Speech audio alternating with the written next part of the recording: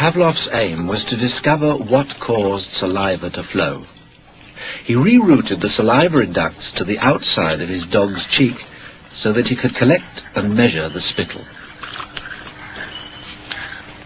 Perhaps he thought the production of saliva might be the result of a fixed nervous reflex, like a knee jerk. 5 минут 42 секунды. After taking many measurements of spittle, he confirmed that the dogs drooled automatically when their tongues touched food. He called the response the salivation reflex. 4,5. Хорошая собачка. Я предлагаю поменять собаку. But his work started to run into trouble.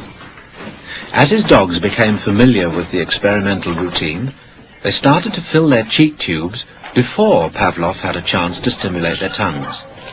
The dogs were learning to anticipate food. Pavlov tried a new technique. He erected screens so that the dogs couldn't see what was going on. Before passing meat through the hatch, he introduced a stimulus that was totally unrelated to feeding. A ticking metronome.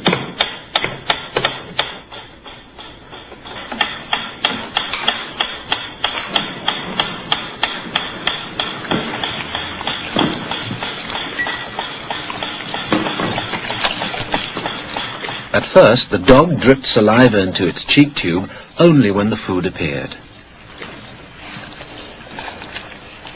But after a number of trials, the dog began to connect the ticking with the arrival of meat.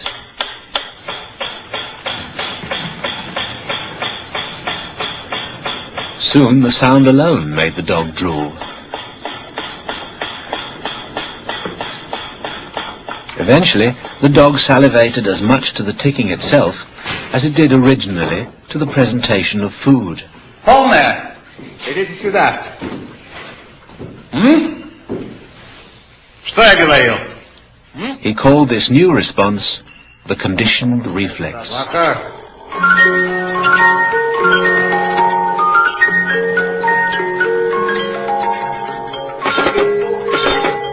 Whatever the stimulus, his dogs could soon be conditioned to produce saliva.